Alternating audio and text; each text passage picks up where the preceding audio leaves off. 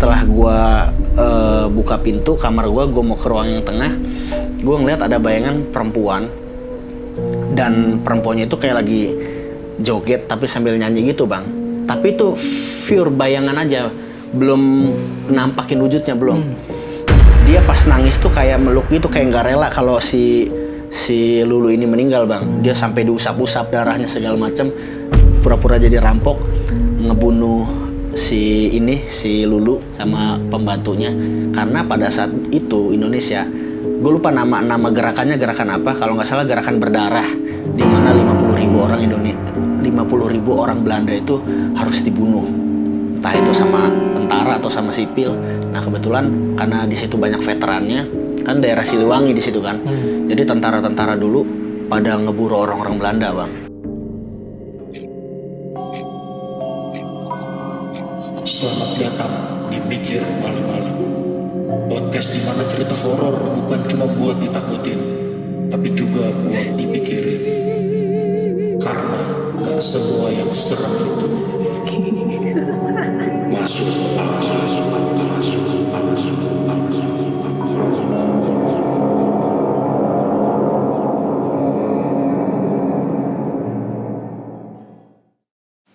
Selamat datang di Mikir Malam-Malam. Kembali lagi sama gue Nathan dan Selvin di sini, dan kita sudah balik di segmen utama kita di mana gue akan ngobrol sama narasumber.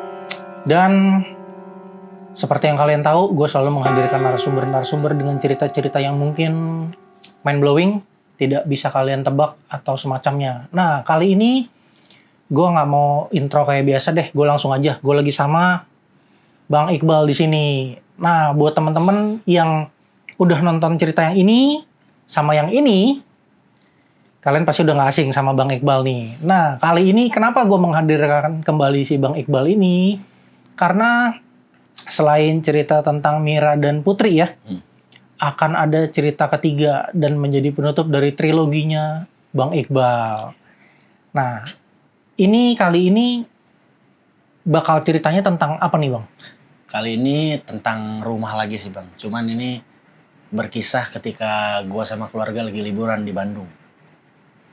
Di Bandung? Iya. Oke. Spill dikit. Apa yang menjadi titik serem cerita ini? Ketika gue nggak nyangka kalau ternyata penghuni rumah itu adalah arwah noni Belanda. Oke. Lagi-lagi berarti soal rumah.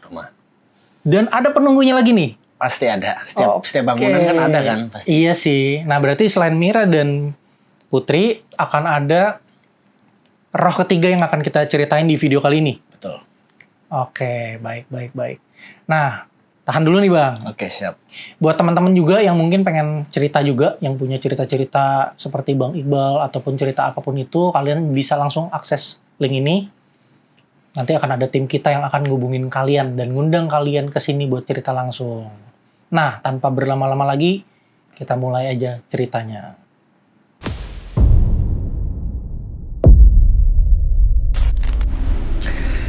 Jadi cerita gue kali ini bang, berkisah ketika waktu itu tahun 2015. 2015? Ya, pada saat itu sebenarnya momennya tahun baru bang. Jadi mendekati tahun baru itu, nah cerita ketiga ini ada kaitannya sama cerita kedua. Dimana kalau di cerita kedua ini nyeritain tentang rumah pribadinya paman kan, yang tentara itu. Nah kalau di cerita ketiga ini nyeritain tentang rumah dinasnya paman yang di Bandung. Kebetulan waktu itu memang dia lagi ngejabat, ada jabatan di Kodam Siliwangi di Jawa Barat di Bandung. Dan rumah dinas dia itu salah satunya di situ. Nah kita waktu itu liburan ke sana akhir-akhir tahun lah, sekitar tanggal 28, 29 atau 30 itu kita berangkat karena kita di sana seminggu bang. Seminggu kita berangkat tuh dari mulai pagi-pagi habis sarapan. Nah memang agendanya waktu itu ke sana tuh liburan akhir tahun sekaligus jalan-jalan ke Bandung karena gua sama adik gua belum pernah ke Bandung bang, dan itu pertama kalinya banget tuh 2015. Ya jadi memang mau nyenengin ponakan juga kata si paman begitu.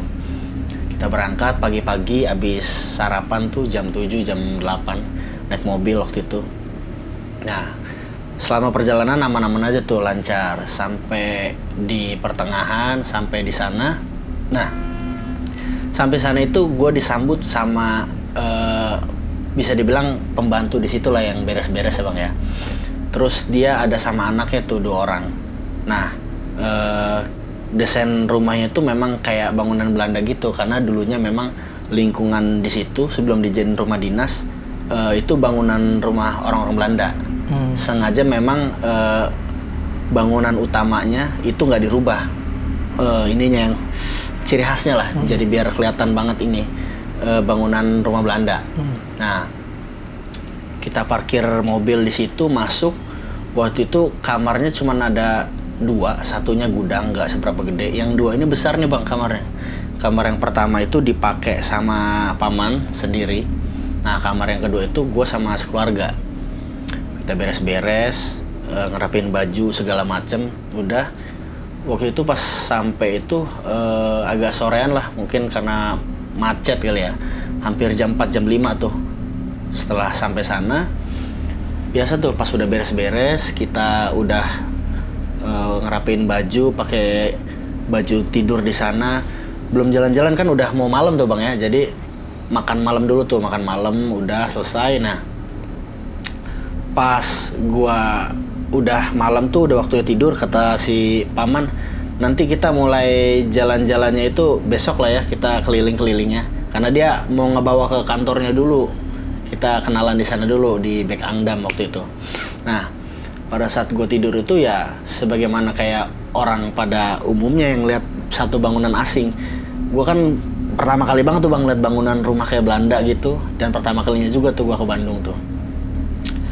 Terus gue pada saat datang nggak ada mikir kalau gue bakalan ada kejadian macam-macam di sana, biasa aja. Sampai pas tengah malam, pas gue tidur, terus kan gue selalu cerita tuh bang, di cerita pertama dan di cerita yang kedua gue selalu cerita kalau gue ini orang susah tidur. Iya kan? Betul. Jadi tengah malam ada aja kadang suka bangun, mau minum, mau pipis gitu kan.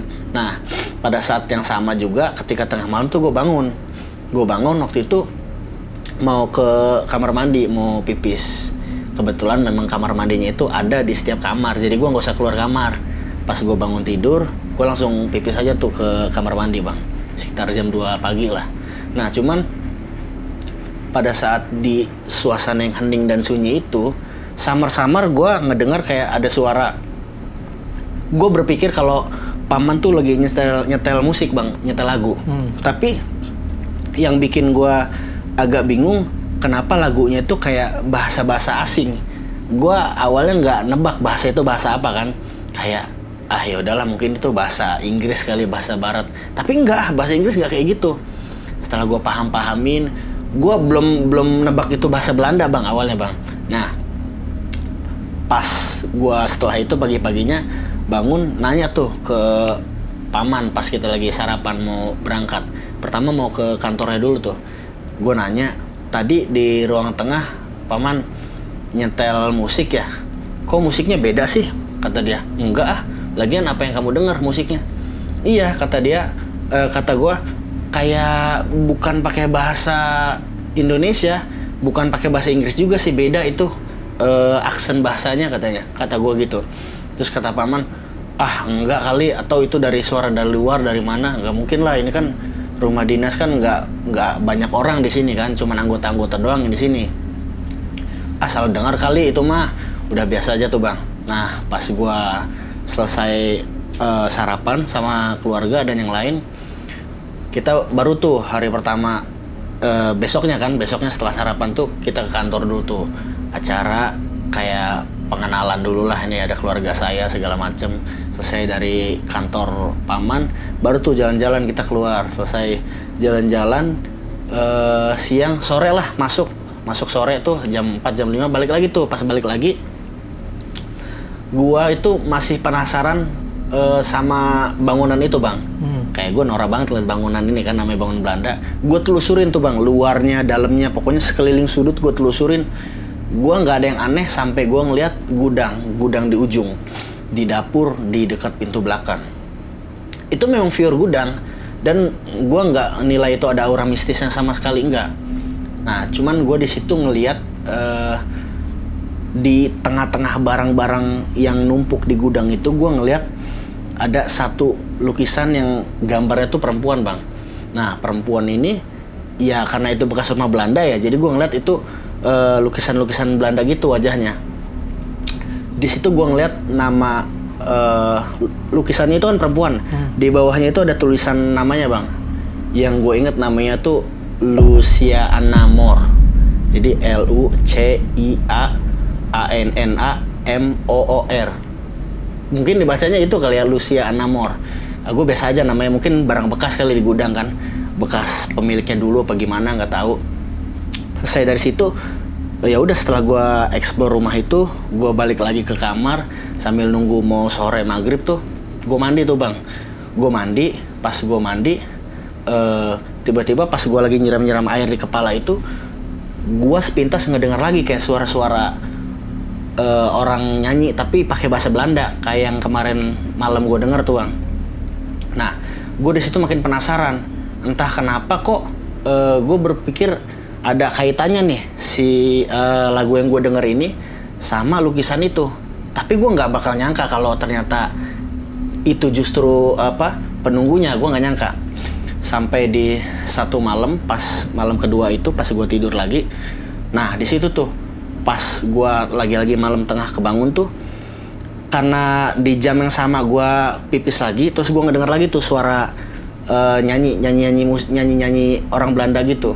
Nah, gue kali ini penasaran nih si paman bohong gak nih kalau ternyata dia ngedengerin musik Belanda atau gimana.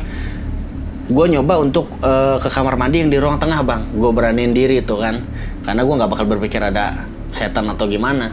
Setelah gue buka pintu kamar gue mau ke ruang yang tengah, gue ngeliat ada bayangan perempuan, dan perempuannya itu kayak lagi joget tapi sambil nyanyi gitu, Bang. Tapi itu pure bayangan aja, belum nampakin wujudnya, belum. Kata gue, ini gue kayaknya nggak salah lihat nih tengah malam. Kenapa gue berpikir gini, suara itu berasal dari si bayangan yang gue lihat ini di ujung sudut dan di deket gudang itu. Gue nggak berani ngedekat. Dari situ gue udah mulai berpikir kayak, wah ini kayaknya ada yang nggak beres nih. Ini pasti ada sesuatu nih. Gue langsung balik lagi ke kamar. Nggak tahu kenapa setelah gue ngeliat bayangan itu, bayangan yang joget sambil nyanyi gitu, tangannya sambil begini-gini, gue langsung masuk kamar. Gue langsung takut. Gue belum berani cerita ke siapa-siapa pada saat itu, karena gue pikir, gue kan selalu berpikir kalau setiap bangunan tuh ada penunggunya, Bang ya. Cuman gue nggak berpikir kalau gue bakal ketemu sama yang begituan di sini gitu, di rumah Belanda itu. Ya udahlah, gue lanjut tidur lagi. Pagi-paginya aktivitas lagi kayak biasa tuh. Kita jalan-jalan ke ini ke sana sampai pas pulang lagi sore tuh menjelang maghrib. Gue mandi lagi kan, Bang. Gue mandi lagi sambil mikir tuh, bayangan yang gue lihat itu apa ya? Apakah itu penunggunya? Nah, di tengah-tengah suasana abis maghrib, abis mandi itu lagi random tuh, Bang, suasananya. Ada yang lagi main HP, ada yang nonton TV, ada yang lagi pokoknya lagi main lah adik gua sama ini, sama ibu, sama yang lain juga. Waktu itu ibu kan masih ada kan, belum meninggal. Nah, gua ngisengin diri balik lagi ke gudang itu, Bang. Gudangnya memang di pojokan. Nah, gua nyalain lampu lagi, cetek. Gua pandangin lagi perempuan itu, gua pandangin, dan gua ngeliat di tengah-tengah tumpukan barang itu memang kayak ada tahu nggak sih, Bang, lu musik-musik jadul zaman dulu tuh yang piringan besar itu, yang diputer itu, yang kalau diginin nyala. Yeah. Nah, gue berpikir, ya gue nggak tahu namanya, Bang. Kata gue, ini yang ada di gudang ini kok memang barang-barang jadul banget gitu ya. Terus kayak pajangan-pajangan zaman dulu gitu. Ini kenapa ya? Terus setelah gue perhatiin si lukisan ini yang udah ditaruh di gudang itu, pas gue perhatiin, kayaknya lekuk-lekuk bayangan yang gue lihat semalam itu mirip deh posturnya sama dia. Gue langsung berpikir, masa iya setan digambar? Gue mikir kayak gitu, masa setan dilukis sih? Udah tuh, gue nggak mikir yang macam-macam lagi sampai pas gue karena mau keluar, tapi gue masih penasaran, Bang. Nggak tahu kenapa pas gue udah balik gini, ngebalik lagi tuh ke lukisan. Kayak gue mau ngeberani diri, kayak mau nyentuh, Bang. Kayak gue mau nyentuh kayak gue mau nyentuh tuh, terus tapi ada perasaan kayak jangan, tapi tetap gue sentuh. Setelah gue sentuh gini, ya biasa aja kayak lukisan, nggak ada yang aneh-aneh pada saat itu. Terus gue balik masuk ke kamar, gue kepikiran. Nah malamnya tuh pas gue tidur, sebelum gue bangun pengen pipis, gue mimpi bang. Gue mimpi kalau gue ngelihat perempuan yang di lukisan itu ada di ruang tengah. Dia lagi nyanyi sambil nari. Tapi gue ngeliat di situ sama laki-laki. Laki-lakinya tuh kayak ngedampingin dia gitu, kayak dansa gitu bang, kayak dansa. Tapi ada yang alat musik itu yang tadi gue bilang bang. Di tengah-tengah alat musik itu mereka lagi dansa, lagi nyanyi. Tapi gue lihat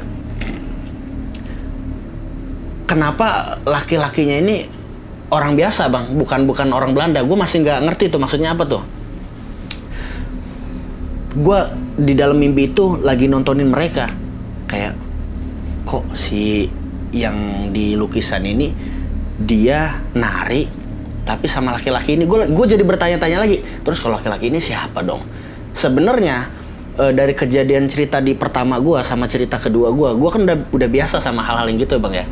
Mau di rumah kampung, mau di rumah yang di rumah paman juga gue udah biasa sama penunggu-penunggu kayak gitu. Cuman gue yang bingung, kenapa ada si sosok laki-laki ini dalam mimpi gue? Apa maksudnya dan apa artinya? Gue nggak ngerti tuh. Setelah dari situ, gue kebangun, pipis, terus biasa tuh gue pas gue mau keluar ke kamar, sebenarnya gue pengen ngintipin lagi ke ruang tengah, cuman karena feeling gue udah jangan. Akhirnya gue masuk lagi ke kamar, ke yang toilet yang di kamar aja. Gue sambil pipis, gue sambil mikir kayak gue kayaknya harus mecahin ini deh. Gue nggak mau nih pulang ke rumah nanti gue jadi kepikiran.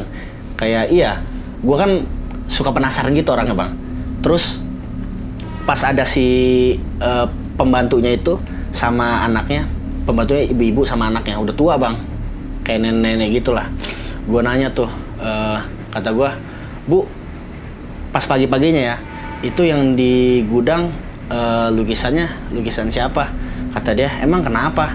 Nggak apa-apa, itu mah barang lama katanya. Emang ditaruh-taruh situ aja namanya gudang. Oh tapi barang jadul semua ya? Iya kayak barang antik gitu ya, iya. Terus gue nanya juga tuh sama anaknya. Ya jawaban anaknya sama. Mereka kayak nggak mau ngeladenin pertanyaan gue itu bang. Lanjut lagi tuh hari selanjutnya. Gue di situ memang lumayan cukup lama bang, semingguan. Karena bener-bener waktu itu liburan untuk dikenalin sama paman di sana, suasana di sana. Nah di hari selanjutnya itu gue pas malamnya lagi gue tidur bang, tiba-tiba gue kebangun. Pas gue kebangun itu gue ngeliat kayak bayangan tuh keluar dari kamar gue bang. Bayangan si perempuan tadi keluar dari kamar gue, kayak dia ngasih kode suruh ikutin ke gue, suruh ngikutin ke dia. Pas gue kesana, tapi gue selama ngeliat dia itu dia nggak pernah nampakin sebagai sosok yang serem, enggak bang. Dia ya berupa dia yang ada di lukisan, bahkan dengan gaun dengan baju yang sama. Terus di tengah-tengah itu dia kayak ngasih kode, ayo ikutin saya gitu kan. Sampai di tengah-tengah dia ngadep sono, terus dia kayak nyanyi lagi kayak. Nah gue di situ kayak dejavu bang. Dejavunya gini, kok yang dia ini nyatanya bang ya, kok yang dia lakuin ke gue ini seperti yang di dalam mimpi ya. Gue dipaksa jalan disuruh jalan ikutin dia di ruang tengah, dan gue ngeliatin dia nyanyi. Cuman di tengah-tengah dia nyanyi sambil joget itu, karena lumayan jauh tuh bang jaraknya, ada sekitar 10 meter lah. Gue nggak berani deket-deket juga. Cuman bedanya gue nggak ngeliat si sosok laki-laki itu, tapi kok suasananya sama nih. Gue jadi bingung nih kenapa nih. Gue nggak berpikir apa-apa waktu itu. Pas dia nengok ke gue, tiba-tiba kepala gue pusing bang. Pas dia nengok ke gue, dia senyum, kepala gue pusing kayak pas lagi kayak gitu, pas gue gini hilang dia hilang, nggak ada. Dan gue nggak kayak orang ketakutan kayak biasanya, karena gue baru pertama kali ngeliat hantu penunggu bangunan yang dia nggak nampakin sebagai sosok yang seram. Gue di situ langsung balik lagi ke kamar. Gue udah di situ udah kayak pengen cerita sama nyokap tuh, sama bokap. Tapi kalau gue cerita juga sama aja, pasti cerita gue tuh nggak pernah didukung sama mereka. Kayak setiap kali gue ngeliat kejadian yang aneh-aneh, mereka selalu udahlah biasa aja gitu. Nah lanjut lagi tuh besoknya pas gua masuk ke gudang itu, lagi-lagi gua masuk ke gudang itu bang. Pas gua masuk ke gudang itu, nah gua ngebalik lukisan itu tuh bang, kayak gua nyari sesuatu di dalam gudang itu kan, selain barang-barang antik. Gua ngeliat ada foto, tapi fotonya hitam putih bang, belum berwarna. Gua ngeliat foto anak kecil, cewek cowok berwarna di sela-sela bangunan barang-barang yang tertumpuk di gudang itu. Gue nemuin satu foto cewek sama cowok anak kecil gitu. Nah gue nggak tahu tuh maksudnya apa nih, gue belum mikir apa pada saat itu. Tapi emang entah kenapa gue kayak pengen tahu aja gitu bang. Udah selesai dari situ, nah balik lagi tuh gue ke ruang tengah, dan gue nggak ngerasain kejadian apa-apa bang, sampai di malamnya lagi gue dapat mimpi gue ngelihat anak kecil yang dipoto itu sama, kan ada cewek cowok kan, dia kayak lari-larian di depan rumah yang lagi gue tempatin itu bang, lari-larian, main-main, bercandaan gitu. Terus gue mikir, kata gue sebenarnya ini apa ya, gue masih nggak paham tuh ini tentang apa kejadiannya. Nah besoknya pas setiap ada si ibu pembantu itu sama anaknya, gue nanya-nanya, pokoknya dia tahu lah kalau gue kepo gitu kan tentang ruangan gudang itu di ujung. Nah gue nanya-nanya, gue tunjukin tuh fotonya. Nah pas gue tunjukin fotonya, spontan sama si ibunya itu langsung diambil bang, katanya. Jangan diambil gitu, biarin ditaruh di situ aja. Kok diambil, katanya? Kamu jangan jangan asal ngambil barang sesuatu yang bukan milik kamu, apalagi tempat ini juga bukan tempat kamu. Gue di situ kayaknya ibu ini tahu sesuatu nih. Gue berpikir gitu kan, kayaknya ibu ini tahu sesuatu. Terus gue berusaha untuk nanya sesuatu sama si ibu itu, nggak dijawab. Kan dia lagi masak di dapur tuh. Nah anaknya itu laki-laki, dia lagi beberes di depan. Gue coba ajak ngobrol aja kan ke si anaknya itu. Gue manggilnya A waktu itu. Sebenarnya gue jujur mau nggak mau kan, kenapa kurang lebih 3 harian ini itu pas ibunya masak di dapur tuh, sebenarnya saya pengen nanya dari awal, saya kok kayak ada sosok perempuan noni Belanda gitu yang kayak pengen kenalan sama saya ya. Terus anak langsung nengok, masa sih gitu, kayak dia udah tahu tapi kayak biar gua tuh jangan nanya lagi, masa sih, enggak kali katanya. Serius gue ngobrol santai karena dia nampakin diri secara langsung iya, terus dia masuk ke dalam mimpi juga iya. Tapi yang saya bingung gue bilang kayak gitu, kenapa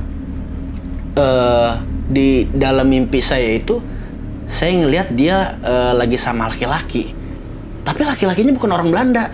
Gue bilang gitu tuh bang ke si AA ini. Terus kata dia, oh emang yang AA lihat siapa? Dia manggil gue juga AA. Ya laki-laki dewasa sih, kurang lebih seumuran lah sama dia. Gak mau jawab tuh awalnya tuh, dia lanjut gunting-gunting rumput. Terus gue nengok lagi kan ke dalam kan, ibunya masih selesai masak. Udah selesai apa belum tuh? Belum. Gue pancing lagi tanya-tanya, ayolah beneran nih saya penasaran banget nih. Saya kan baru pertama kali kesini kan. Gue bilang gini aja, mendingan cerita daripada nanti saya bertindak. Saya orang penasaran nih, kalau saya nanti nekat bertindak macem-macem nanti malah jadi bermasalah di sini. Ya udah, terus kata si A itu langsung nengok. Ya udah katanya, tapi jangan bilang ke ibu ya katanya. Terus dia bilang kayak gini, sebenarnya katanya dia nyeritain sejarah rumah di rumah dinas Belanda itu.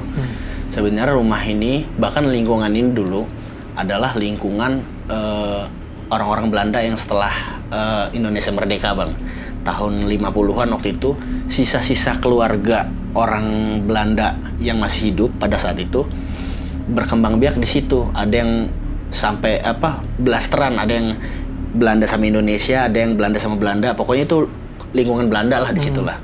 Nah, si Lucia Anamor ini dulu biasa dipanggil Lulu sama orang-orang di situ, dulu dipanggilnya Lulu. Nah, terus gue nanya, terus yang lukis ini siapa yang di dalam gudang itu? Kata si AA itu, ya yang lukis Om. Om siapa? Kok nggak ada? Orangnya mana? Gue bingung tuh. Gue nggak berpikir yang aneh-aneh. Om siapa? Maksudnya gimana sih? Gue bilang, Om itu abangnya si ibunya punya abang. Nah terus mana Om? Ya udah meninggal lah katanya. Lihat aja ibu saya aja udah tua, apalagi abangnya. Oh iya juga sih. Ya tapi kok nggak cerita dari awal? Kata si A, ya ngapain juga cerita, kan nggak penting. Terus gimana lagi? Pokoknya saya rayu biar dia mau cerita banyak lah. Ya dulu si Lulu ini sama nama abangnya ini, nama omnya dia nih, omnya si AA ini, namanya itu gua agak lupa, tapi yang gua inget namanya itu kalau nggak salah Rival namanya bang, Rival waktu itu. Nah dia itu temenan memang dari kecil. Kalau dia kan orang Indonesia asli ya, temenan di situ, dan memang bapaknya pelukis, jadi mewarisi kemampuannya itu ke si Rival ini. Dia juga jadi senang seni ngelukis. Kebetulan si Lulu ini emang hobinya nyanyi, dengerin musik kayak gitu, sambil nari sambil nyanyi gitu kan. Nah gue masih mikir tuh kaitannya apa. Oh kata gue, terus kenapa saya ngelihat, gue nanya kayak gini, ciri-cirinya gue jelasin tuh bang. Yang di dalam mimpi gue itu yang pas si Lulu di ruang tengah sambil nari sambil nyanyi itu kayak gini nggak sih, posturnya begini, rambutnya begini, matanya begini, pokoknya gue jelasin. Iya, gue bingung di situ. Terus kenapa saya dimimpiin? Gue bilang, emang saya salah apa? Ya nggak ada yang salah sih, emang si AA-nya ngapain selama di rumah ini? Nggak ngapa-ngapain. Paling saya cuma penasaran aja ke gudang itu. Oh yang di belakang, iya. Terus masuk ke dalam, iya. Ya saya ngeliatin lukisan itu karena saya penasaran. Saya pegang lukisannya, ya kayak lukisan biasa, sampai saya nemuin foto yang kecil. Pas saya tunjukin ke dia fotonya, ya itu mereka justru si Lulu sama si Rival itu. Nah berarti yang waktu itu gue mimpiin itu, anak kecil lagi lari-larian di sekitar lingkungan itu adalah mereka bang. Nah cuman gue kan belum tahu kan histori lebih lanjutnya kan. Si AA ini, si anaknya ini langsung buru dipanggil sama si ibunya itu, suruh nyiapin makanan, bantuin. Kata gue, oh yaudah nanti lanjut cerita lagi ya. Terus selesai dari situ gue agak bingung tuh bang. Bingung kenapa? Gue bingung untuk nyambungin semua kaitannya. Gue kan penasaran bang ya. Gue bingung nyambungin semua ceritanya kayak gimana. Kok bisa jadi kayak gitu? Kok gue kadang ditampakin, kadang dimimpiin. Nah sampai pas udah masuk waktu malam lagi, gue duduk di kamar sama yang lain. Sama tuh suasananya random tuh, ada yang nonton TV, ada yang segala macem. Terus gue ke ruang tengah lagi tuh. Gue ke ruang tengah sambil kayak gue ngeliat gudang itu lagi. Gue penasaran bang, gue pengen ke gudang itu, pengen ke belakang. Tapi pada saat gue pengen ke gudang itu, gue ngedengar kayak suara orang lagi ngomong. Suara orang Belanda tapi logat Indonesia, cuman logatnya Belanda, ngomong Indonesia kayak, jangan masuk, dia bilang. Kebayang nggak sih bang, orang Belanda kayak ngomong Indonesia tapi pakai logat dia. Nah kata gue, tek aja di situ. Pas gue lagi jalan kayak kuping gue dibisikin gitu dari sebelah kiri. Pas gue lagi ngelangkah kayak, jangan masuk katanya. Di situ gue malah kayak lebih penasaran, pengen masuk, cuman nggak jadi karena gue udah ini duluan. Ketika itu kan gue mikir si Lulu kan, ketika si Lulu ngebisikin gitu kayak dia udah magerin gue jangan masuk. Ya udah gue di situ banyak mikir bang, banyak bengongnya. Sampai pas gue mimpi lagi nih bang, di malamnya itu kalau nggak salah gue mimpi lagi malam keberapa ya. Pokoknya itu belum pulang tuh, tapi udah beberapa hari lagi mau pulang. Nah gue mimpi ada satu kejadian di situ. Ternyata di dalam mimpi gue itu, gue mimpi tentang backstory dia tuh di masa lalu dulu. Jadi gue mimpi si Lulu ini waktu itu dibunuh bang. Jadi ada orang yang ngerampok rumah itu. Cuman pada saat itu memang orang tuanya lagi nggak ada, orang tuanya lagi pergi, dia dijagain doang sama pembantunya. Nah ceritanya waktu itu ketika si Lulu ini rumahnya dimasukin, dia sama pembantunya dibunuh, si Lulunya juga dibunuh di tempat. terus barang berharganya diambil. Nah, gue ngeliat si Ripal ini, si temennya ini nyamperin dia bang, kayak kaget gitu ketika, jadi pada saat perampokan di dalam mimpi gue nih bang, si Rival itu dia nunggu di depan, nggak berani masuk karena dia takut juga, rampoknya kan banyak dan dia sendirian, dia bingung mau masuk juga mau nolongin gimana kan. Dia akhirnya nungguin setelah ada suara jeritannya selesai, rampoknya keluar, dia tiba-tiba masuk dan di situ gue ngeliat si Ripal nangis terus dia pas nangis tuh kayak meluk gitu, kayak nggak rela kalau si Lulu ini meninggal bang. Dia sampai diusap-usap darahnya segala macam. Di situ gue kebangun karena gue mikir kayak kok makin aneh nih, ini ceritanya makin aneh kayak gini. Gue harus mecahin teka-teki ini gitu. Besoknya pas ketemu lagi sama si AA itu, anak pembantu itu, gue nanya lagi, semalam saya mimpi. Gue ceritain tuh, saya kok tiba-tiba random ya mimpi. Ini saya mau nanya bener apa enggak nih? Kata dia, nanya apa? Ya jadi saya mimpi kalau dulu rumah ini si Lulu dirampok, terus orang tuanya nggak ada pada saat itu, cuman ada pembantunya doang. Terus saya ngeliat, gue tunjukin tuh si Om Ripal itu ada di ujung situ tuh, di depan teras, di balik pohon yang besar dia ngumpet. Pokoknya setelah gue ceritain dengan detail, kata dia, ya memang kejadiannya pembunuhan sih, cuman dia nggak tahu sampai sedetail kayak yang dicerita gue. Terus kata dia, tapi kok bisa pas banget kebetulan ya, nggak tahu kenapa. Terus gue berpikir lagi tuh bang, kayak ini sebenarnya ada apa ya. Akhirnya gue tanya lebih jauh lagi ke si AA itu. Si AA itu kata dia, saya nggak berani ngomong apa-apa, katanya nggak berani cerita lebih jauh. Udah tuh pas sudah nyiapin makanan, yang lain makan, gue nanya sama si Bibi itu, sama si Bibi yang pembantu itu bang. Setiap kali gue nanya memang selalu dialihin. Kayaknya gue berpikir si Bibi ini adalah kunci dari segalanya nih. Kenapa gue pikir gitu? Karena setiap kali pertanyaan gue menjurus tentang itu, dia selalu ngalihin bang. Kayak udah nggak usah dibahas, nggak tahu, janganlah nanya kayak gitu. Terus sampai gue ceplokin, gue bilang gini pas si Bibi itu ngebalik, Bi, saya tahu semua ceritanya dari mimpi gitu, nggak tahu kenapa saya juga kok bisa kayak gitu. Terus kata dia, hah? Mimpi apa? Kamu mimpi apa? Gue ngomong di dapur. Ketika yang lain lagi pada makan tuh bang, gue bilang, gue jelasin kayak yang tadi ke si AA itu. Saya mimpi, Bi, kalau Lulu itu dulu dirampok di rumah ini ya. Terus orang tuanya nggak ada. Terus saya ngeliat si Om Ripal, kan si AA itu manggil Om Ripal ya.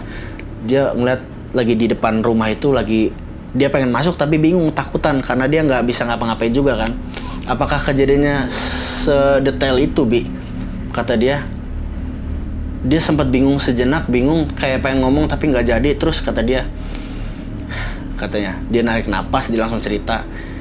Jadi katanya sebenarnya yang terjadi, dia ceritanya yang lebih lengkap daripada si AA itu bang. Jadi di dalam cerita dia bilang gini, sebenarnya yang ngebunuh, gue nggak tahu nih bang, nanti cerita ini ketika lo posting mungkin ada kata-kata yang lo harus kata apa enggak, tapi memang begini ya aslinya. Sebenarnya yang ngebunuh dia beserta pembantunya itu adalah veteran-veteran pejuang, orang-orang tentara-tentara dulu yang nggak suka sama bangsa Belanda. Lu inget gak bang? Kalau nggak salah di tahun berapa ya, Indonesia tuh ada apa sih namanya, gue lupa namanya apa, pokoknya pembantaian 50.000 orang Belanda. Ya itu kan pernah sempat viral kan bang. Jadi kata orang, ini sebelum gue lanjut bang ya, gue biar cerita yang gue ceritain ini biar ada kaitannya dulu, biar jelas. Kenapa si tentara ini pura-pura jadi rampok, ngebunuh si Lulu sama pembantunya? Karena pada saat itu Indonesia, gue lupa nama gerakannya, gerakan apa, kalau nggak salah gerakan berdarah, di mana 50.000 orang Belanda itu harus dibunuh, entah itu sama tentara atau sama sipil. Nah kebetulan karena di situ banyak veterannya, kan daerah Siliwangi di situ kan, jadi tentara-tentara dulu pada ngeburu orang-orang Belanda bang. Mungkin dulu belum ada HAM juga. Gue lanjut ceritanya. Nah, kata si Bibi itu, memang orang-orang sini kalau ketemu sama veteran-veteran sama tentara-tentara itu kayak banyak diacuhin, banyak dibenci gitu. Jadi memang waktu itu si Lulu ini sama keluarganya udah diincer, cuman pada saat dieksekusi si Lulu itu cuman berdua sama pembantunya, orang tuanya mungkin lagi kerja apa gimana, gue nggak tahu. Terus gue bilang, oh berarti yang ngebunuh itu ya tentara kita dong Bi. Iya. Gue jadi berpikir gini, terus maksudnya si Lulu ngasih semua petunjuk ini ke gue kenapa ya? Gue sambil mikir, gue berpikir langsung, iya benar juga, paman gue kan tentara, dia komandan di sini. Jadi itu kan rumah dinas buat kepalanya bang, buat komandannya yang paling besar waktu itu. Dan gue kan ponakannya, maksudnya gue ada kaitannya, gue ada kaitan sama tentara, gue dari keluarga tentara, gue ada kaitan sama si paman gue. Dan sebenarnya si Lulu ini dia kenapa nunjukin penampakan atau lewat mimpi ke gue, karena dia nggak suka kalau ada orang yang nepatin di situ sama keluarga tentara. Nah, terus gue ngobrol lumayan cukup lama sama si Bibi itu, hampir 1 jam. Tapi sepanjang ngobrol gue banyak mikir dulu. Ketika gue mikir baru gue nanya. Terus gue bilang, terus background story-nya si Lulu ini gue udah tahu nih. Sekarang gue mau nanya, gue tanya gitu ke Bibi. Sekarang saya mau nanya Bi, terus maksudnya saya ngeliat si Om Ripal itu apa ya? Apa kaitannya? Kan dia orang sipil biasa, dia pelukis kan. Si AA juga udah cerita banyak ke saya. Terus katanya ini agak dramatis katanya. Jadi mereka memang berteman dari kecil, si Lulu sama si Ripal ini. Dan ketika dewasa, mereka tuh memang janji mau nikah. Karena udah sama-sama dewasa kan. Tapi sayangnya ketika masuk di usia 20-an itulah, 20-an ke atas, sebelum mereka melaksanakan pernikahan, sebelum dibawa ke jenjang lebih lanjut waktu itu, si Lulunya udah meninggal duluan bang. Nah, yang dilakuin sama si Ripal ini agak sedikit nekat dan melenceng. Dia waktu itu ketika meninggal, kan bajunya itu banyak nempel kan, entah baju si Lulunya atau entah baju si Ripal itu nempel kena darah kan ketika dipeluk kan. Dia ngedatengin kayak dukun gitu, kayak orang pinter bang. Dia nggak terima katanya sama orang yang ngebunuh si Lulu ini, dan dia pengen memang balas dendam sama yang pembunuhnya, dan yang kedua dia cinta mati banget sama si Lulu ini bang. Dia cinta mati banget sampai dia kayak buat ritual, dan ini ritualnya yang gue ceritain. Ritualnya adalah dia harus nyatuin darah dia sama darahnya si Lulu, supaya walaupun si Lulunya udah meninggal, arwahnya bisa dipanggil kapanpun yang si Ripal mau. Nah, kata gue, kok jadi serumit, sedramatis itu ya? Maksudnya gimana Bi? Iya, dia kan pelukis kan. Dia sebenarnya dia banyak ngelukis tentang si Lulu. Dia memang pelukis yang lumayan bagus juga. Cuman lukisan yang paling besar itu yang kamu lihat di gudang katanya, itu adalah lukisan yang keramat, yang dijadiin ritualnya. Jadi nama yang gue lihat itu bang, itu dilukis pakai campuran darah di sisa-sisa di baju mereka. Jadi darahnya si Lulu, terus dibesetin juga tuh pakai silet darahnya si Ripal. Ditulis buat nama doang. Makanya gue ngeliat di situ nama besarnya tuh nama Lucia Anamor sama nama kecil. Setelah gue perhatiin di ujung Bay gitu, Bay Ripal. Oh ternyata ini pelukisnya yang diceritain ini. Di situ setiap kali si Ripal kangen pengen ngobrol sama si Lulu, bisa dipanggil kapanpun. Entah gimana ritualnya, pokoknya perjanjiannya dari darah ketemu darah. Nah saking cintanya si Bibi itu cerita sampai dia nangis juga karena terharu kan abangnya. Saking si Ripal cintanya, dia nggak nikah bang sampai tua, sampai meninggal. Waktu itu di kepala 5 lah, usia 50-an dia meninggal, dan dia belum nikah, dia saking setianya itu. Nah nggak tahu kenapa, memang karena memang udah ada ikatan di ritual di darah itu, jadi justru itu ritual itu kan dilakuin buat arwahnya si Lulu kan. Tapi itu justru malah berlaku juga buat si Ripal. Jadi kapanpun mereka bisa muncul lewat lukisan yang ada di darah di lukisan itu, Bang. Jadi yang selama ini gue lihat penampakan, bayangan atau wujud nyata, mau itu di mimpi atau secara nyata, yaitu mereka dari darah yang ada di lukisan itu, yang tulisan itu, Bang. Gue di situ kayak kaget tuh, Bang. Gue kayak kaget dan mikir kalau ini sedikit, gue kaget kayak nggak mungkin, tapi memang begitu adanya, Bang. Nah, selesai dari situ si Bibi itu dia bilang katanya, udah katanya, Bibi nggak mau cerita lebih banyak lagi karena ini sebenarnya Bibi nggak mau cerita karena kamu maksa-maksa dari kemarin, dan dia nggak enak juga. Nggak enaknya gini, Bang, paman gua kan di situ komandan, jadi ya kalau dia bersikap nggak ngenakin, nanti gue tinggal ngadu aja ke paman gue, nanti dia bisa dipecat atau dihukum di gimana lah, nggak ngerti gue. Jadi mau nggak mau dia cerita tentang itu, dan alasan kenapa si Lulu ini nampakin diri ke gue, mau secara langsung atau lewat mimpi, ya karena dia nggak suka kalau rumah itu setiap kali ditempatin sama tentara. Makanya sialnya kata si ibu si pembantu ini, entah kenapa katanya yang nempatin rumah di sini jabatannya nggak lama, seolah-olah si Lulu ini kayak ngebuat jadi sial gitulah. Dan terbukti, Bang, dari semua jabatan paman gua ini banyak nggak bawa paman sih di sini. Dari sepanjang perjalanan dia jadi tentara sampai udah pensiun waktu itu, yang paling sebentar tuh di situ di Bandung, cuman 4 bulan dia jadi komandan. Abis itu langsung dimutasi, pindah lagi. Minimal dia tuh jadi komandan tuh setahun, habis dari setahun pindah lagi ke ini. Itu 4 bulan doang, Bang. Itu paling singkat. Dan itu bener-bener kayak gue langsung nyambungin semua ceritanya. Dari mulai foto yang gue lihat anak kecil, ternyata itu masa kecil mereka yang masih hitam putih tuh. Terus gue ngeliat mereka lagi lari-larian main di taman, dan itu juga mereka, itu kan yang gue ceritain di awal, Bang. Terus juga gue ngeliat di dalam mimpi mereka lagi nari, kayak gue tuh ngeliat mereka tuh udah hidup bahagia bersama di alam lain, Bang.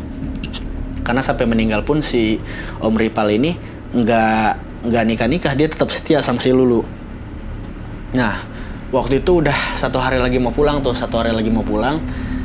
kayak gue kan udah tahu semuanya nih, Bang, tentang cerita itu kan. Terus gue sebelum pulang tuh gue berpikir kayak, ini finalnya apa nih ya sebelum gue pulang nih? Apakah gue dapat kejadian lagi apa gimana?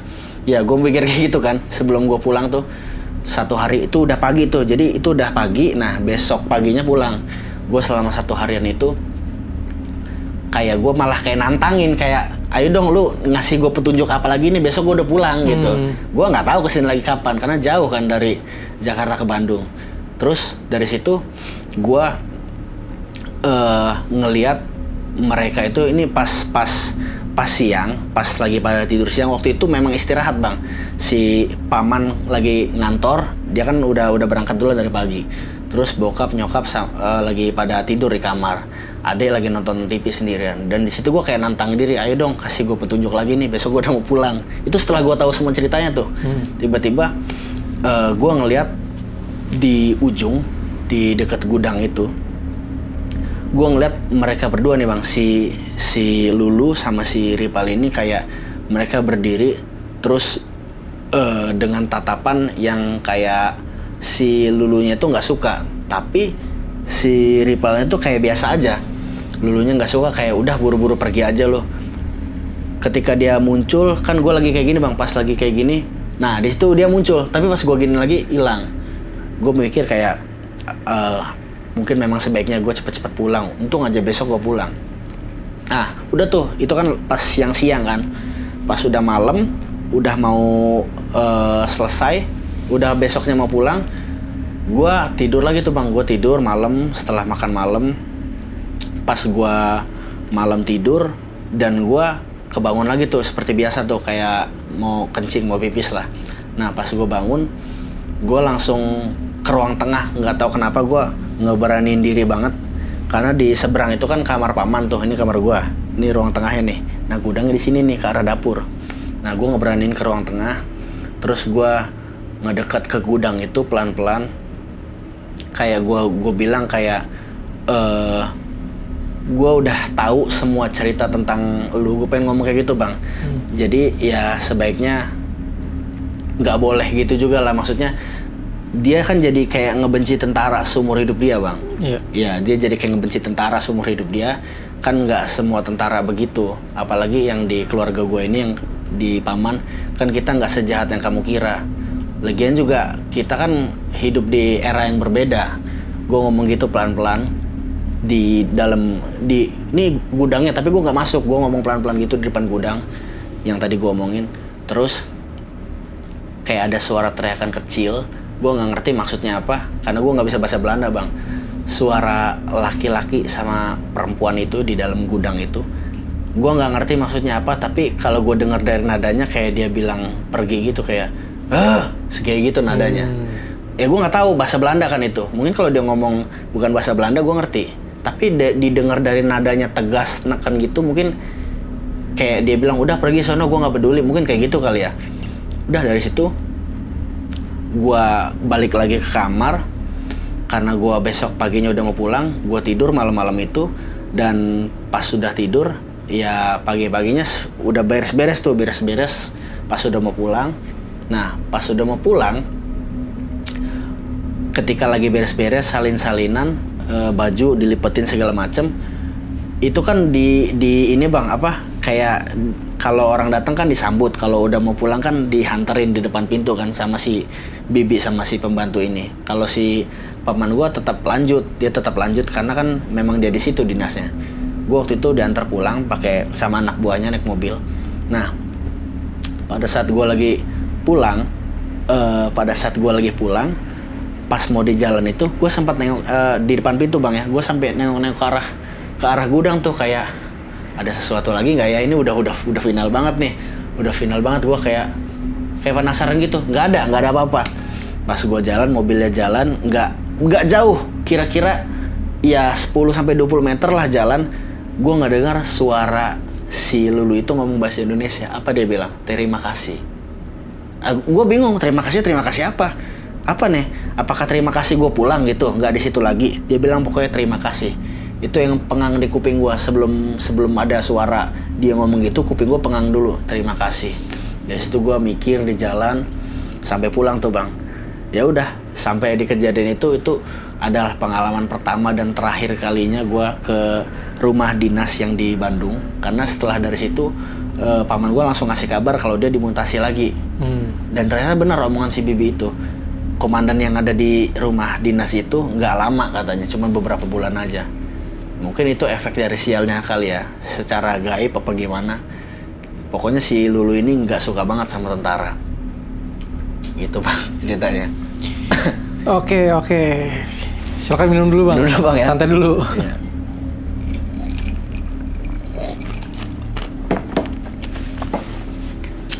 Oke, ini Lucia Anamor. Iya. Dipanggil Lulu. Nah, ini dari tadi kan lu cerita nggak gue potong. Sengaja gue kasih space dulu supaya mungkin yang penonton juga yang nonton nyimpen rasa penasaran. Nah ini akan gue tanya. Oke. Dari tadi kan lu tidak mengelaborate secara fisik, secara detail si Lulu ini seperti apa? Iya, ceritain. Nah karena gue pertama kalinya gue ngeliat, walaupun gue tahu dia arwah ya bang, walaupun gue tahu dia hantu, tapi di hidup gue pertama kalinya ngelihat sosok yang nggak nampakin sebagai sosok yang serem. Kalau di cerita pertama, walaupun si kakek gue ini, kita flashback bentar bang ya. Di cerita pertama, walaupun kakek gue bilang ke si Mira jangan nampakin diri ke keluarga, jadi aja kayak nenek. Tapi kan gue udah ngeliat sosok asli dia kuntilanak. Iya. Pas kakek datang ke samping ke pohon, dia turun tuh, itu kan masih jadi kuntilanak. Terus di cerita kedua, pas si Putri itu, walaupun gue nggak ngelihat dia secara secara yang baiknya, tapi gue pernah ngeliat juga, gue ngeliat dia dalam wujud yang serem, pernah juga itu. Nah yang terakhir ini dia full selama ngeganggu gue di sana, baik secara nyata ataupun secara mimpi, dia nggak nunjukin muka serem, ya nunjukin muka cantiknya aja. Nah kalau gua deskripsikan dia itu ya perempuan yang kurang lebih tingginya 170 cm lah. Oke. 170-an kurang lebih, dengan kulit yang putih pastinya, dan dia dipoto itu pakai topi yang Belanda yang kalangan bangsawan itu, Bang. Lu pernah yang nonton film gede. sih? Iya, yang gede. Namanya apa sih itu? Gue nggak tahu juga sih. Ya, yang ada topinya terus sambil megang tangannya kayak gini ke topi sambil senyum. Mukanya cantik, hidungnya mancung, rambutnya panjang, tapi panjangnya nggak panjang banget, segini lah, rambut pirang. Dan dia pakai gaun putih waktu itu, ada motif-motifnya gitu. Oh, berarti pakainya dress Belanda. Iya. Yang sampai agak panjang itu. Iya, yang kayak zaman-zaman dulu itu kan memang dia hidup di Iya, di era itu era ya. itu kan. Terus sama topi itu nggak ketinggalan tuh. Nah, kalau gue ngeliat si Rival ini kayak seorang pemuda biasa yang memang dia dulu Indonesia sama Belanda hidup berdampingan di kampung itu dulu. Wajahnya biasa kayak orang Bandung asli lah gitu, orang Sunda seperti biasa. Nah, kayak gitu. Oke. Jadi selama dilihat memang berarti dua entity ini dalam wujud yang ya seperti manusia aja lah ya. Iya, manusia. Tapi gue tahu itu makhluk, bukan Iya. orang hidup. Ya, tapi kelihatan nggak sih, maksudnya kayak Lulu ini kan kelihatan bangsawan nih. Iya. Ya walaupun gue nggak pernah tahu ya bentuk orang Belanda yang miskin tuh kayak apa ya, karena Iya. biasanya mindset kita ngelihat orang Belanda kelihatannya kaya semua nih. Iya. Mau dia kayak gimana juga gitu kan. Nah, dengan si Lulu dengan si Rival ini kelihatan kayak ada kesenjangan sosial gitu nggak sih?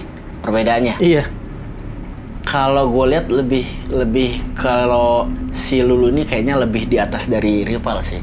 Karena gue lihat kalau si Rival cuma dari keluarga pelukis. Oke. Mungkin pada saat itu pelukis ya orang yang cukup biasa aja pada saat itu kan. Mungkin dulu belum ada nilai lebihnya. Kalau sekarang kan pelukis udah lumayan ini juga kan, bagus lah. Iya. Kalau dulu mungkin kayak masih biasa aja pelukis mah ya. Nah, gue ngeliat Mungkin sih. kali ya. Ya, gue ngeliat kalau dari si Lulu ini kayak lebih kastanya di atas si Rival lah. Tapi kan keluarganya si Lulu juga sebenarnya udah sisa-sisa dari turunan yang kesekian dari Iya. Belanda ngejajah dulu. Cuman karena dulu Indonesia ada gerakan berdarah itu, jadi cerita ini masuk nyambung ke bagian sejarah juga, Bang. Iya. Pada saat pemusnahan 50.000 orang Belanda dulu katanya. Jatuhnya mau di genocide ya. Iya, genosida gitu ya. Iya. Iya. Nah ini gue geser dikit ke Paman deh. Oke. Paman tahu semua tentang cerita ini? Paman tahu, tapi nggak tahu kenapa dia itu suka banget nempatin rumah yang kayak gitu-gitu. Iya kan, rumah dia tuh selalu, ini gue cerita dikit tentang Paman, Bang. Paman tuh setiap kali dia punya rumahnya nggak mau desain kayak biasa. Rumah utama dia nih, yang di Jawa, desainnya tuh kayak mall.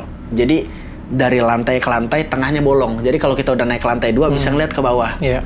Naik ke lantai 3 bisa ngeliat ke bawah. Jadi nggak tutup atap full gini, enggak. Terus rumah yang yang cerita kedua gue itu desainnya kayak villa. Di antara semua rumah lain normal, dia kayak villa, kayak joglo. Terus rumah dinas dia kayak Belanda. Kayaknya gue berpikir dia memang suka yang aneh-aneh gitu. Tapi si Paman sendiri tuh maksudnya selama di situ 4 bulan digangguin sama Lulu nggak? Pernah dengar cerita soal itu nggak? Dia udah tahu duluan dari si Bibi itu, tapi karena si Paman orangnya biasa aja, jadi kurang respon itu. Tambah lagi dia kan perwira, jadi jaim juga, masa Kicep sama komandan, gituan. iya, komandan ketakutan sama hal-hal kayak gitu. Iya, benar. Nah, rumah ini sekarang berarti udah nggak tahu ya?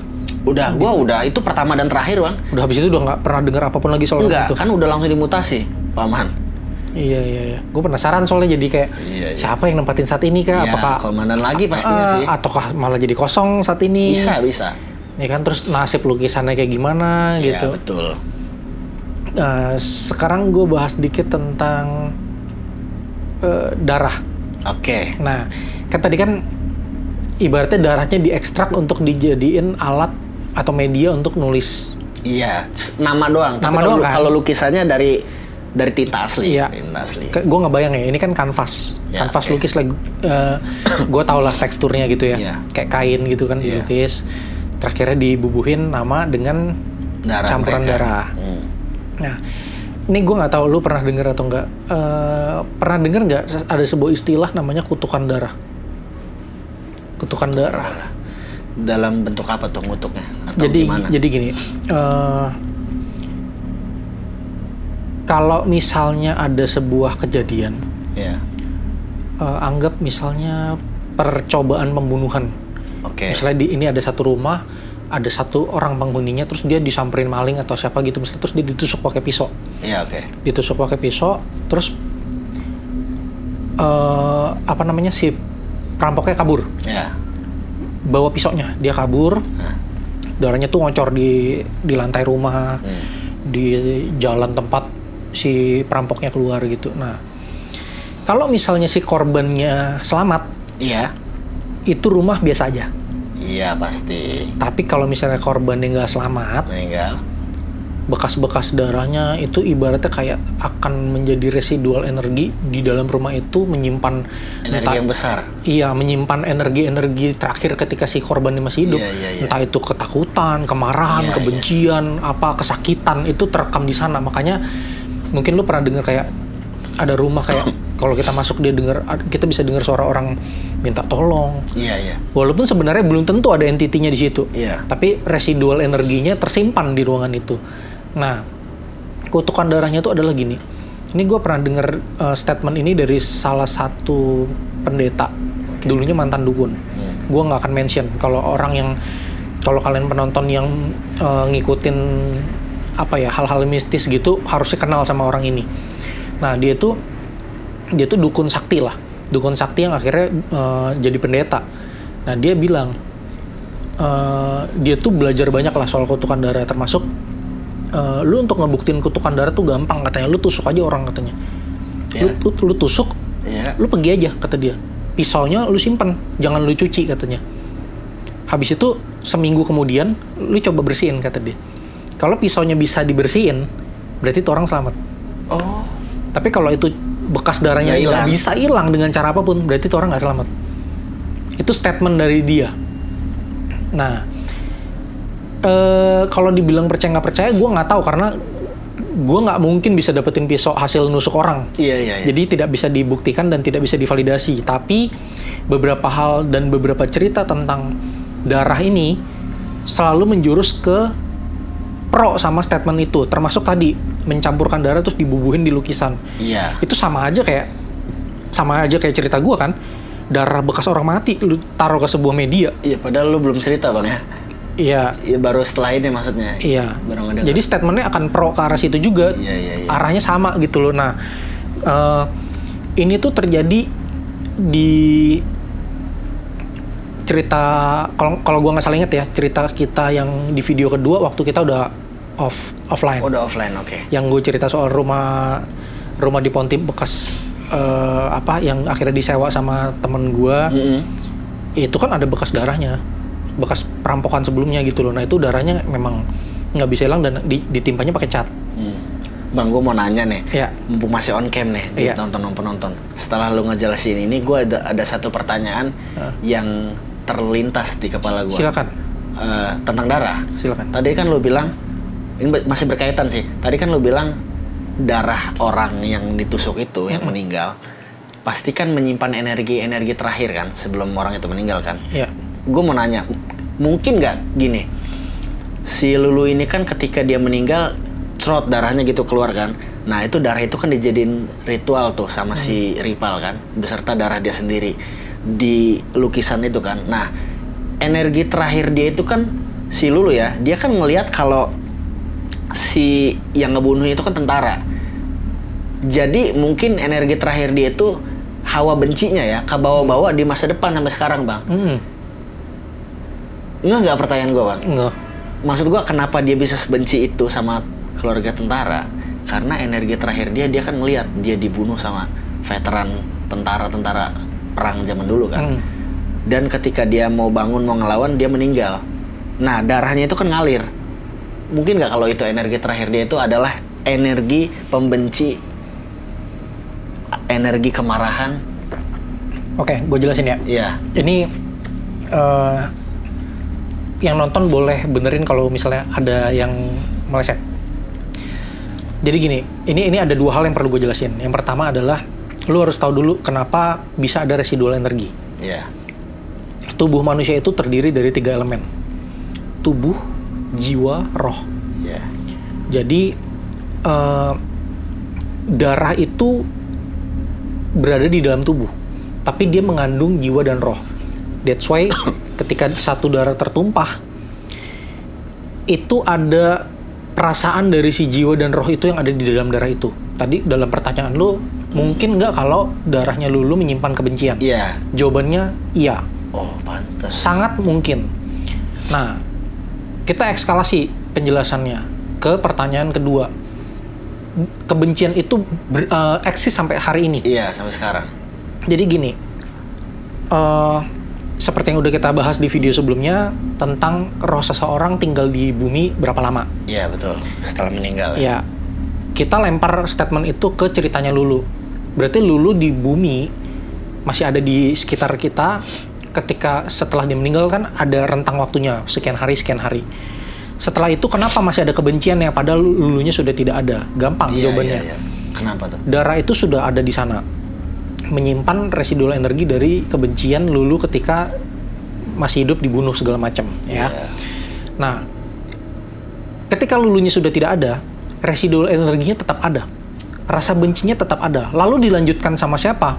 Dilanjutkan sama ya energi lain yang ingin menyerupai dia. Tapi menurut lo pribadi itu dia atau bukan, Bang? Bukan. Karena kalau gue pribadi, gue tidak percaya. Ya mungkin ini dalam hal ini kita ada sedikit beda persepsi, atau mungkin beda pembahasan aja sih. Gue yakin intinya tetap sama. Kalau dalam apa yang gue percaya itu, yang melanjutkan kebencian itu sudah bukan dia, tapi energi lain yang ingin mengambil alih perannya dia. Peran dia. Iya. Pertanyaannya gampang kok. Kenapa ada roh-roh lain yang mau ngambil gini loh? Ini ada roh-roh yang lagi damai-damai aja nih hidupnya. Iya. Kenapa gue harus jadi Lulu dan gue harus benci sama orang gitu loh? Kenapa? Dengan dia memberi teror, dia ngenakutin lu, bisa aja dia bilang, lu kalau mau gue nggak gangguin lu kasih gue sajen deh. Oh, jadi dia ada maksud, ada tujuan. Iya. Nah, misalnya lu takut nih, aduh gue digangguin terus, ya udah deh gue kasih lu sajen. Sama nggak dengan lu ngasih dia makan? Sama. Berarti kan secara nggak langsung dia minta sesuatu dan lu kasih. Iya. Sesimpel itu. Jadi dia pun ada tujuan gitu. Pasti. Gue tidak percaya ada roh yang ganggu orang tanpa tujuan. Iya. Selalu pasti ada tujuan. Terus menurut lu kenapa di ending pas gue lagi jalan gue nggak denger suara terima kasih? Itu sesuatu yang jujur gue nggak bisa jawab. Iya. Dan kalau lu nggak ketemu jawabannya ya udah biarkan jadi misteri ilahi aja. Iya. Biarkan penonton juga berasumsi liar tentang kenapa harus berterima kasih. Iya, gue berpikir apa yang gue lakuin sampai dia bilang makasih. Ini mungkin ya, ini asumsi gue sebagai pendengar awam yang baru dengar cerita ini. Oke. Paman lu kan tinggal di situ. Iya. Dan dia bodo amat sama keberadaan lu kan. Bodo amat. Nah, ketika ada lu mau dengerin dan ngikutin cerita dia. Dia berterima kasih karena, oke, lu mau dengerin gue. Oh. Kalau asumsi gue sesimpel itu aja. Udah mau dengerin kisah dia semuanya gitu, Pak? Iya. Entah lewat dia langsung atau lewat si Bibi, pembantu. Lewat anaknya. Iya, lewat si AA, terserah. Yang penting, lu udah tahu. Lu denger, dan lu memahami cerita dia. Ya udah, dia terima kasih untuk itu. Bisa jadi. Bisa jadi. Ya. Segitu aja sih. Gue juga nggak ada persepsi lain tentang kenapa sebuah roh harus berterima kasih. Toh lu nggak nyuapin dia makan, atau lu nggak ngapa-ngapain, lu nggak mecahin kasusnya dia, lu nggak bisa nangkep pembunuhnya atau keluarga pembunuhnya, enggak kan? Tapi kira-kira menurut lu, Bang, ini pertanyaan yang lupa gua tanya ke si Bibi atau ke si AA. Gue lupa nanya gini, mungkin nggak sebelum paman gue yang ngejabat, kan ada komandan lain tuh, ketika keluarganya diajak ke situ, mungkin nggak itu udah terjadi juga teror-teror? Oh mungkin dong, mungkin. Sangat mungkin. Terlepas dari reaksi orang yang dikasih cerita itu kayak lu menerima atau bodoh amat juga. Iya. Apapun itu, gue rasa itu akan terjadi berulang-ulang. Oh. Tapi iya. Tapi nggak semuanya jadi positif kan, Bang? Maksudnya? Lo enggak dong. Enggak kan? Enggak. Itu kan tergantung reaksi orang. Iya, beda-beda pasti. Beda-beda. Kan? Sedangkan gini loh, Bang, residual energi itu energi yang looping. Iya. Dia cuma looping. Lu mau reaksi lu kayak gimana pun, dia gitu-gitu doang. Gitu doang. Gitu-gitu doang. Sampai lu bisa gini. Contoh deh ya. Rumah kan dibikin pakai batu bata. Iya. Batu batanya dibikin pakai tanah kan? Tanah. Tanahnya ngambil dari mana gue tanya? Dari kali, dari gunung? dari situ-situ kan. Iya, iya. Pertanyaan gue gini, memungkinkan nggak dari sekian ribu bata dalam satu rumah ada satu bata aja yang keselip tanah kuburan? Bisa aja. Bisa kan? Bisa aja. Gue kasih tau jawabannya ya. Iya. Bukan bisa aja, tapi terkadang disengaja. Emang tujuannya? Gini, gue pedagang batu bata, lu beli batu bata sama gue, terus lu nego nggak kira-kira, gue kesel, gue kasih aja selipin satu batu bata yang ada tanah kuburan, Biar sial gitu. biar sial. Nah pertanyaannya gini, rumah lu udah jadi nih, kok angker ya? Nah, Ternyata gara-gara batu bata itu ada tanah kuburan atau tanah yang bekas ada darah orang mati. iya. Ya, balik lagi nih ke kutukan darah. Betul kan. Sekarang gimana caranya nih rumah yang udah jadi, lu bisa tahu penyebabnya batu bata. Iya. Dan gimana? kalaupun lu tahu penyebabnya batu bata, lu bisa tahu dari mana? Batu bata yang mana nih? Dan berapa banyak batu bata yang terkontaminasi? Lu bisa tahu dari mana jawabannya? Nggak bisa. Solusi satu-satunya adalah lu rubuhin tuh rumah, lu bangun ulang. Iya. Dan itu pun sebenarnya belum tentu menjamin. Belum tentu. Bisa jadi tanahnya yang di bawah ya. Iya kan? Kan bisa jadi kan? Bisa jadi. Cuman gitu, karena sifatnya residual energi, mau lu apain juga dia akan muter-muter gitu-gitu doang. Untungnya seperti itu, kalau residual energi ya. Tapi kan kalau castle dulu, kita nggak tahu nih, pure hanya residual energi di lukisan, atau memang dalam tanda kutip, ya, gue terpaksa harus bilang ya, arwah gentayangan. Oke. Walaupun gue sendiri tidak terlalu percaya dengan arwah gentayangan. Nah, Bang, ada pertanyaan lagi nih. Silakan. Gue memang kalau cerita sama lu ini, gue sekalian bisa nanya nih. Iya. Enaknya begitu Iya. kan, Bang? Karena lu kan orang-orang yang cukup ngerti juga sama hal-hal begitu kan, Bang. Jadi gue mau nanya sekaligus mungkin pandangan lu seperti apa nih? Pertanyaannya, gimana cara menyudahi semua kutukan yang ada di rumah itu? Maksudnya supaya si energi ini nggak gentayangan lagi. Pokoknya nggak ada teror-teror lagi deh. Nah itu gimana? Kalau kita mundur sedikit ke cerita kedua, itu kan nggak nemu jawabannya selama masih ada barangnya Putri Yang misterius itu. ya, yang belum Ya. ditemuin kan, dia belum bisa pulang. Terus kalau kita mundur lagi ke cerita pertama, si Mira itu akan tetap ada walaupun pohonnya ditebang, walaupun masuk ke dalam rumah. Iya. Jadi dari cerita pertama dan cerita kedua sama-sama nggak bisa nemuin tuh ujungnya tuh. Nah kalau di cerita ketiga ini gimana, Bang? Bisa nggak kira-kira kutukan itu disudahin? Kalau tuh rumah punya gua, Ya. yang pertama gua lakukan gua bakar lukisannya. Biasanya dibakar, bukannya itu malah membuat marah dia? Kalau itu berbentuk residual energi, enggak. Kan dia cuma sisa energi yang nempel di lukisan. Ibarat kata gini, kalau lu nonton Harry Potter, itu Horcruxnya Voldemort lah ibaratnya. Kalau Horcruxnya lu hancurin ya udah gitu loh. Oh gitu. Itu kan kayak si Voldemort ngebagi jiwa dia jadi 7, ditaruh ke barang kan, jadi media-media penyimpanan jiwanya dia. Satu persatu dihancurin ya udah dia juga makin hancur. Terus kira-kira menurut lu, ini cuman asumsi liar gua aja, Bang. Mungkin nggak kalau kenapa lukisan atau semua barang-barang itu ada di gudang? Mungkin nggak kalau ternyata itu juga bagian dari kemauannya si Bibi. Maksudnya gini, itu kan abang dia. Dia kan udah tahu semua kejadiannya di masa lalu, termasuk tentang ritual itu. Mungkin nggak kalau dengan cara lukisan itu dijaga dengan baik, walaupun dia nggak pengen ada si Lulu, tapi kan dari darah itu juga ada abangnya. Jadi maksudnya biar dia bisa ketemu abangnya terus di rumah itu. Mungkin nggak, Bang?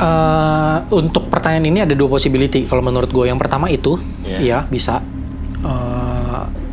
Dia menjaga koneksi dia dengan abangnya, walaupun sebenarnya agak, ini maaf ya, bahasa gue agak kasar.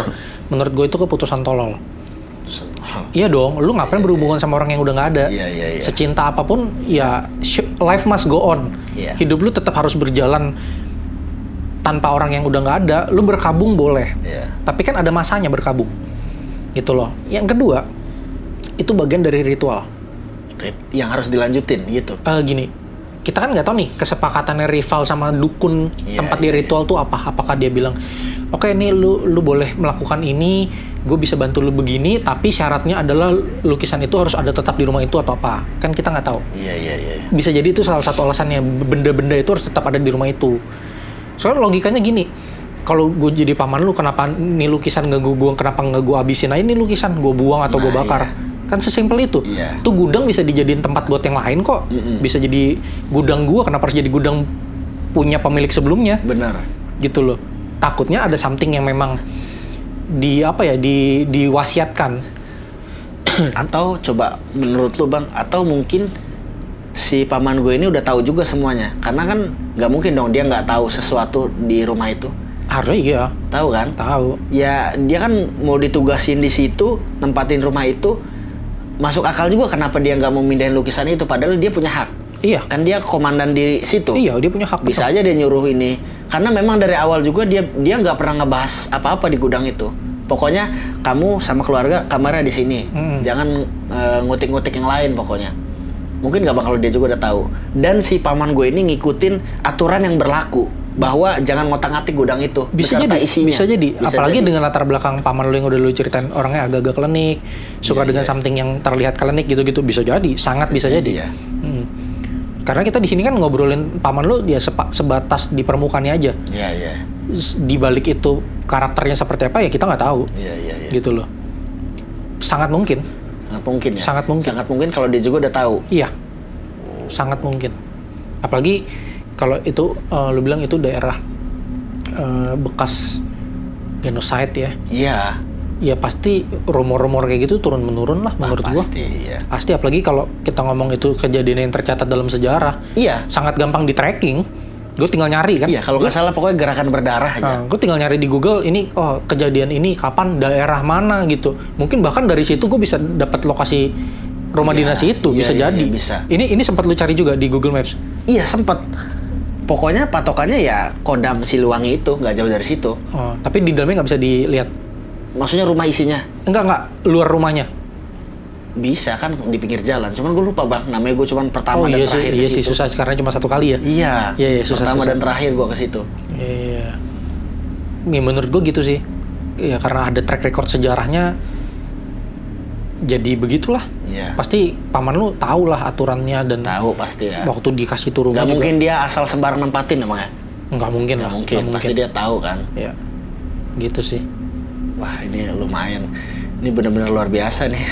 Itu dia. Kita jadi diskusi, jadi ngebahas sesuatu yang dulu udah terpikirkan sama gue dan belum dapat jawabannya. Iya.